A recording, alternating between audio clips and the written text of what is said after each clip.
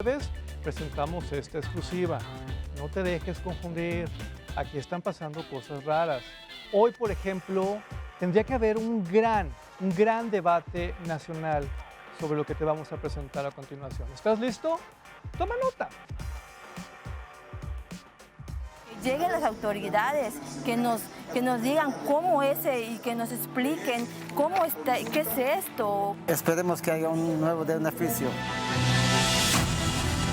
Si con el tren logramos que se incremente la afluencia turística a Palenque, esto va a significar bienestar. En la comunidad de la zona maya hay mucha gente pobre, hay mucha gente que no tiene ni cómo vivir.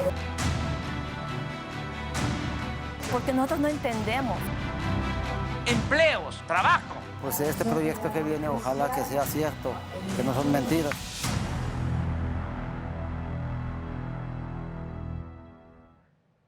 No sé tú, pero yo estoy un poquito aturdido de escuchar historias tenebrosas alrededor del Tren Maya. Creo que no se vale.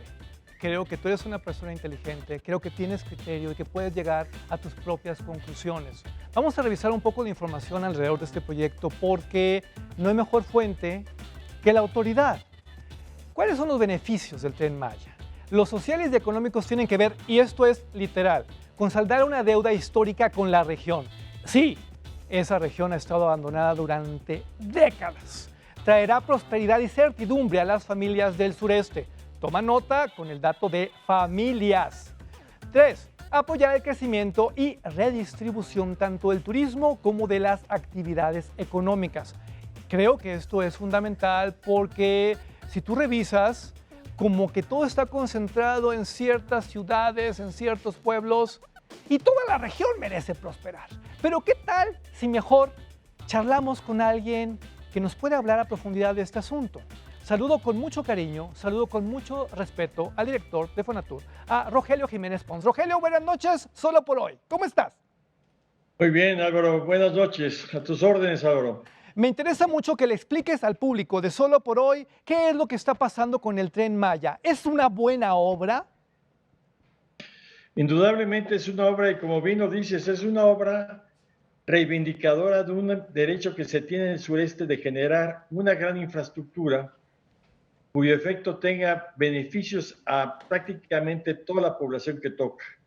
¿Por qué es esto? Porque los trenes, no solamente en México, sino en el mundo, tienen esa característica de generar zonas de desarrollo. No por otra cosa en China, en Europa, en Asia, hay una apuesta fuerte a los trenes, tanto de pasajeros como de carga. Se sabe que es ampliamente una ventaja ambiental un tren, por mucho una línea ferroviaria, es 100 veces menos contaminante que una carretera. Aparte, tiene muchos factores de ventaja, como el hecho de que su impacto es mucho menor en el medio ambiente, aunque se ha dicho lo contrario.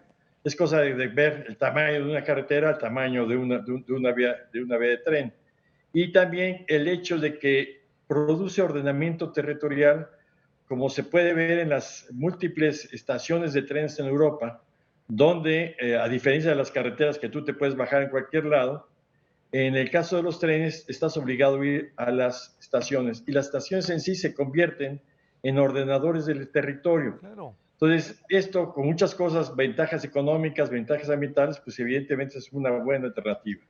Rogelio, los enemigos de la 4T están hablando mucho de que al construir este tren van a acabar con miles y miles y miles y miles de árboles, incluso algunos que ya no podremos recuperar porque son incunables, están en vías de extinción. Eso es completamente. Para empezar, la mayoría del tren Maya, para empezar, son más de la mitad, pues la mitad va sobre líneas de tren ya existentes. Y el resto va sobre los derechos de vía de la carretera, sobre los camellones o inclusive sobre cuerpos de carretera. Son zonas ya afectadas, impactadas hace décadas. Entonces, ha habido ahorita, por ejemplo, el estudio de impacto ambiental establece que van a ser 6,000 elementos arbóreos que van desde arbustos o árboles pequeños, pero ningún árbol de importancia ambiental. ¿Por qué? Porque todos estos árboles que se te están quitando son los que nacieron en los derechos de vía. Hay muy poco efecto sobre realmente por decirte algo, son de las hectáreas que están tocándose alrededor de 11 árboles por hectárea y muchos van a ser trasplantados. Entonces, aquí el efecto es importante.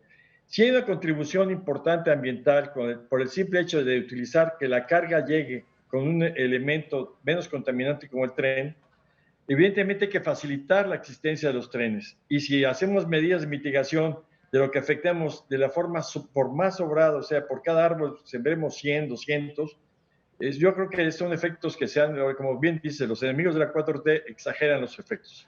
A propósito de esto, ahora hay un gran debate porque estos trenes van a ser movidos con diésel, pero además un diésel como que muy específico que es súper difícil de conseguir y que además le va a provocar cáncer a los niños. Así dice el Universal, ¿eh? No es onda mía.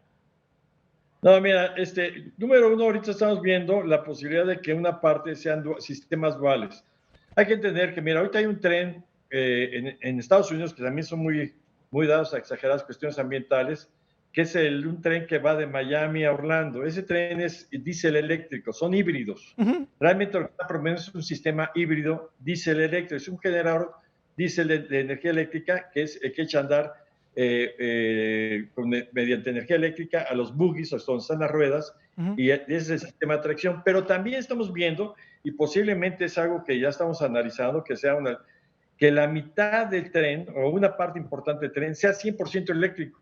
Entonces, el tipo de tren que vamos a utilizar, el tipo de material rodante, va a ser lo que se llaman duales. Estamos analizando esa opción, porque la primera apuesta al ser diésel eléctrico es que el futuro fuese de hidrógeno. El hidrógeno, yo fui hace 2 años a Alemania, donde fue el evento de las Inetrans, de las ferias de los trenes, y en ese mismo momento, en el norte de Alemania, se estaba echando a andar el primer tren de hidrógeno. Es el futuro posiblemente de los trenes. Entonces son sistemas compatibles en esta evolución.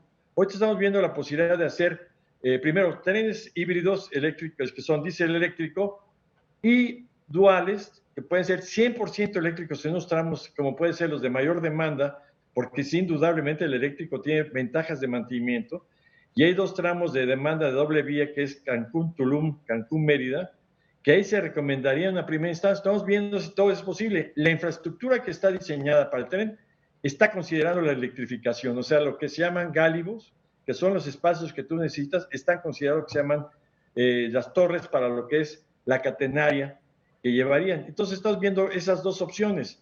Es una cosa que todavía se mueve fundamentalmente. La infraestructura que está diseñada es para que responda a cualquier evolución en este sentido.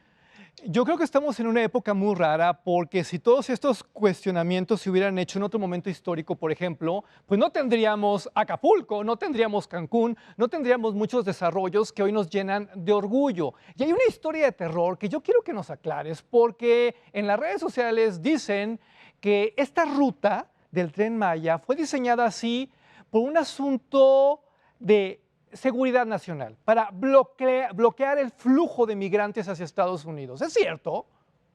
No tiene nada que ver.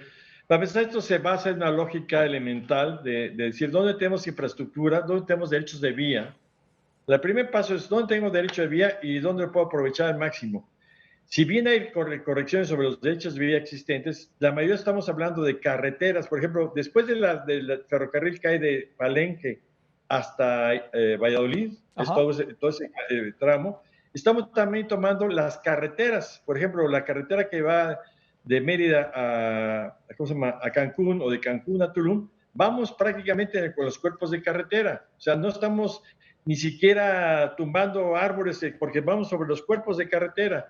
Hay algunos árboles en el camellón que se sembraron recientemente, en el camellón que va de Cancún a Tulum, y esos mismos van a ser removidos por mucha gente que los plantó.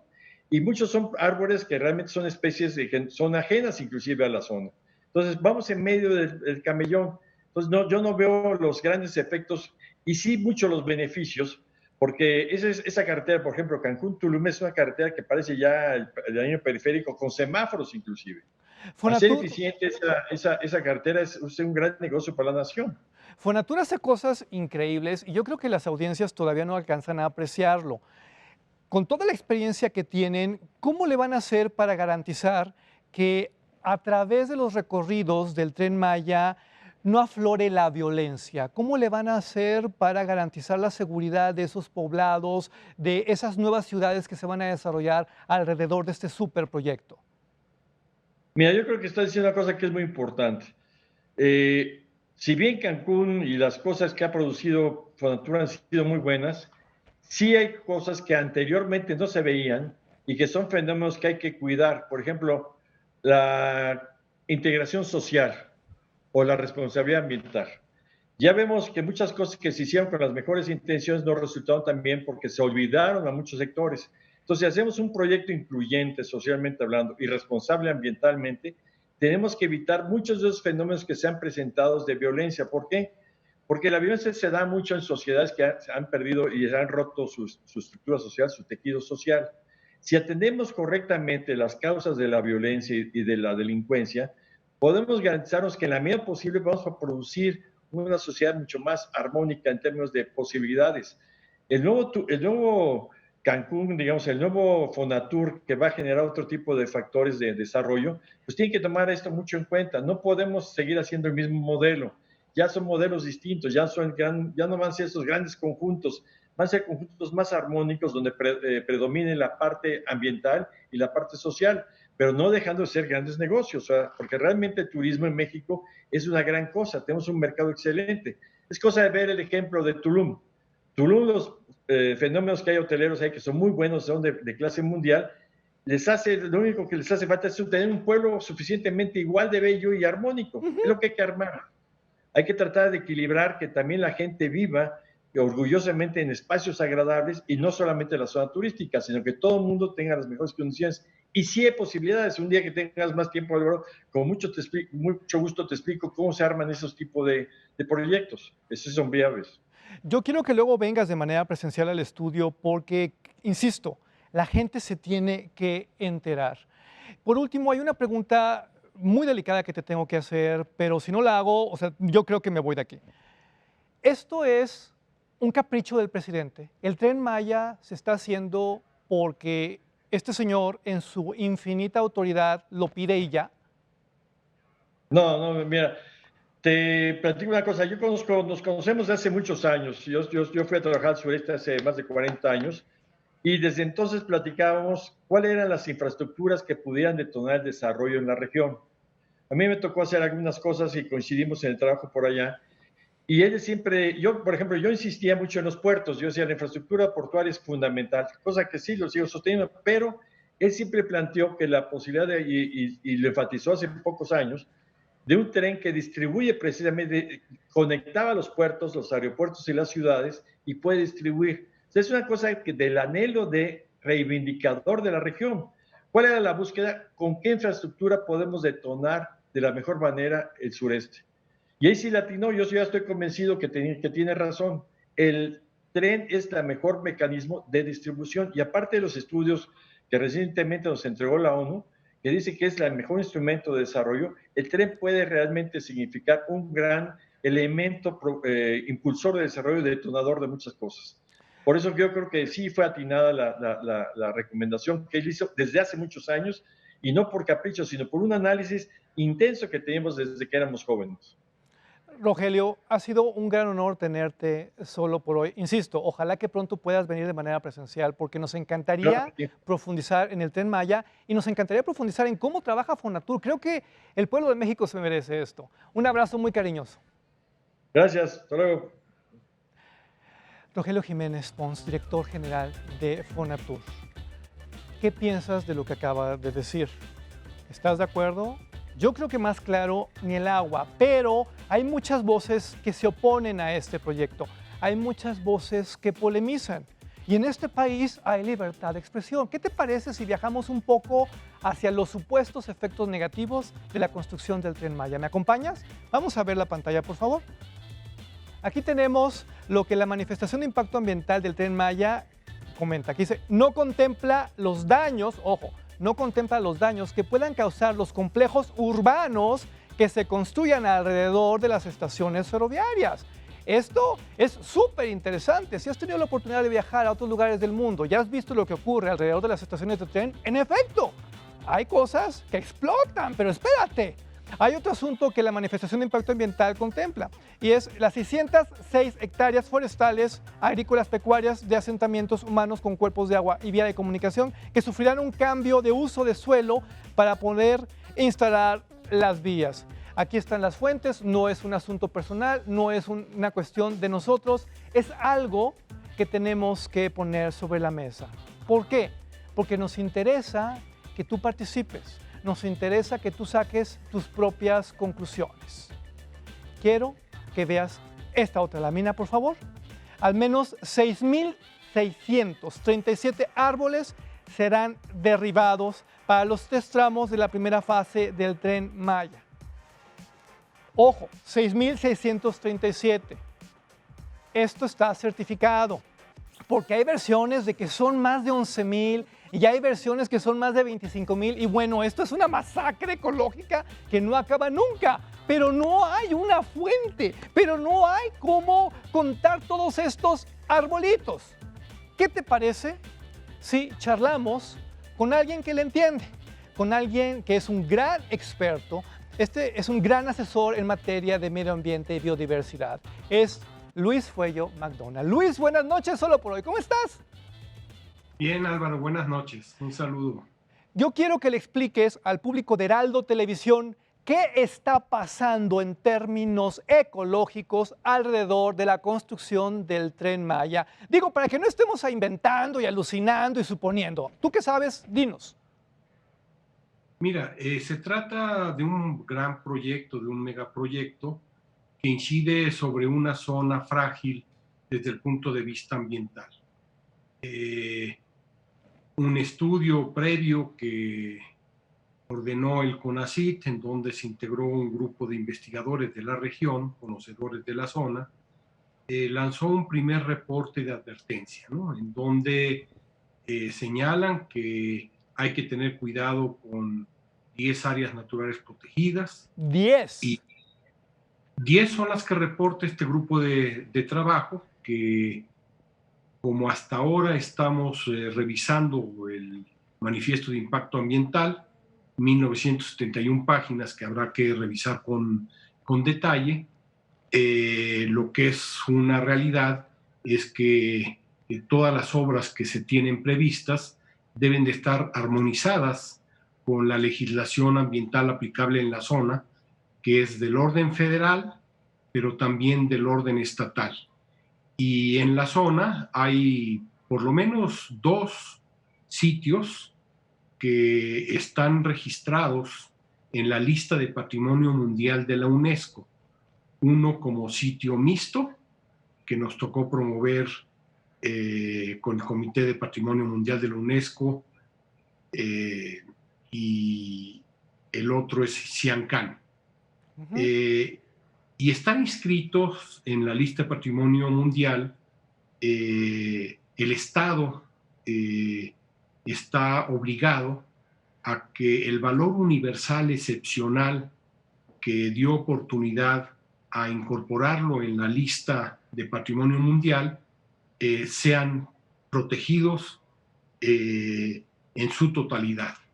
Amén de que las áreas naturales protegidas tienen su decreto, sus programas de manejo, y que hay que revisar si efectivamente todos estos instrumentos fueron tomados en cuenta a la hora de elaborar el manifiesto de impacto ambiental, que ahora se somete a la autoridad ambiental para su revisión y dictaminación. Luis, ayúdame a sensibilizar a las audiencias, porque de repente yo tengo la impresión de que los temas ecológicos están como que de moda, como que está muy lindo hablar de ellos y defenderlos, pero ¿qué pasaría si perdiéramos estos 10 puntos estratégicos? ¿Qué pasaría si el Tren Maya acabara con ellos? Bien, Dios, todas las áreas naturales protegidas tienen una razón de ser. No se dictaminan a capricho, no se establecen porque siguen a una moda, sino porque las áreas naturales protegidas contienen una serie de ecosistemas que nos están brindando servicios ambientales a la especie humana, digamos, ¿no? es muy importante que reconozcamos que las áreas naturales protegidas, por ejemplo, en esta zona, las mayores extensiones de manglar de todo el país, que son cerca de 747,000 hectáreas, están en la península de Yucatán. Y, por ejemplo, el servicio que nos brindan los manglares para una zona que es sumamente vulnerable al impacto de huracanes, precisamente son estos ecosistemas los que permiten amortiguar los efectos que tiene un huracán, que ahora son más frecuentes y más intensos, derivados del fenómeno del calentamiento global que estamos viviendo en todo el planeta. Entonces, no hay que desestimar el valor que tienen estos ecosistemas. No, y usted en casa, por favor, tome nota porque estamos hablando de huracanes más violentos, estamos hablando de afectaciones muy rudas. Ahora, dinos la verdad, Luis, ¿qué prefieres tú? ¿El progreso económico o el progreso económico? Mira, Ecológico. Es un falso debate que se puso sobre la mesa desde la conferencia de Estocolmo en 1972 y que en 1992 en la cumbre de Río, en Río de Janeiro, quedaba resuelto a partir de que se incorporó el concepto de desarrollo sustentable.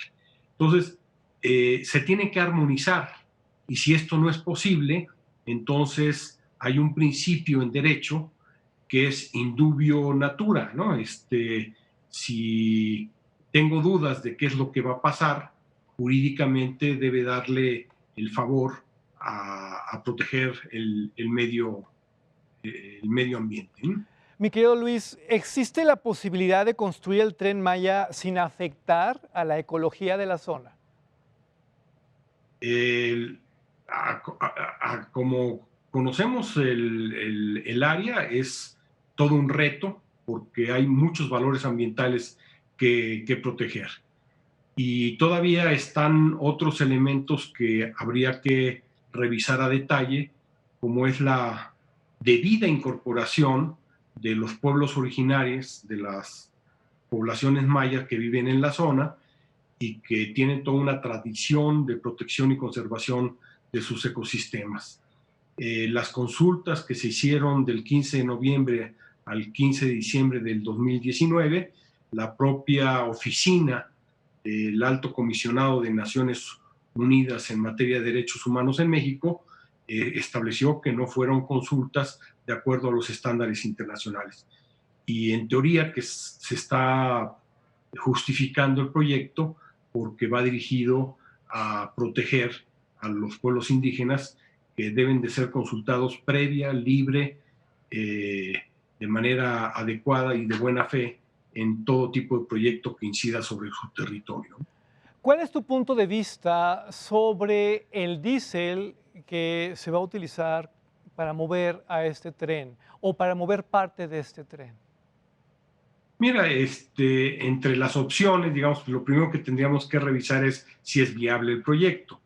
Si fuera viable, que esto lo tendríamos que revisar a la luz de un documento que acabamos de empezar a revisar. Obviamente la opción eléctrica es menos dañina que una opción de diésel. Entiendo que es un diésel USB, ultra bajo en azufre, que no producimos en México, habrá que importarlo, ¿no? Y en un momento en el cual la economía global está transitando hacia economías cero carbón, ¿no? Y que en 15, 20 años ya estaremos dejando de usar los combustibles fósiles en terrenos de movilidad, ¿no? Entonces, pues es un tema que nos tenemos que ubicar, de que estamos transitando precisamente en un proceso de transición energética que es inevitable a nivel global. Esto significa que en 10, 15 años vamos a tener que cambiar de trenes por el cambio de tecnología. Vamos a gastar más. Sí, o sea, si estás optando por una tecnología que va a quedar en desuso en los próximos 20 años, pues obviamente habrá que volverte a adaptar, ¿no? Y repito, o sea, sigo insistiendo, para mí lo más importante es revisar si en efecto no estamos impactando los ecosistemas frágiles que hay en la península de Yucatán, sobre todo pues todo lo que es la selva maya, ¿no? Por último, Luis, yo quisiera que le dedicaras un mensaje al público de Heraldo Televisión en relación a la construcción del Tren Maya. Es para ti, con mucho respeto, sale de tu ronco pecho. Mira, yo creo que hay que revisarlo con mucho cuidado, que debemos de privilegiar los valores ambientales que tienen estos ecosistemas y sobre todo que no desestimemos que, por ejemplo, en esta primera fase se diga que es una vegetación secundaria, queriéndonos decir que la vegetación, las 606 hectáreas que se van a afectar, son poco importantes. Entonces, no desestimemos, estemos muy pendientes y tratemos de poner en primer lugar la protección de nuestros ecosistemas valiosos en esa región. Luis, ha sido un gran honor tenerte solo por hoy. Te mandamos un abrazo enorme. Ojalá que pronto puedas venir aquí para que de manera presencial charlemos sobre el Tren Maya y sobre otros asuntos que definitivamente tienen que ver con lo más valioso que tenemos, la vida. Gracias. Será un placer. Muchas gracias. Luis Fuello McDonald. ¿Cuál es el punto? Quiero que saques tus conclusiones. Ya presentamos lo que podríamos llamar puntos a favor. Ya presentamos lo que podríamos llamar puntos en contra. ¿Cuál es tu posición?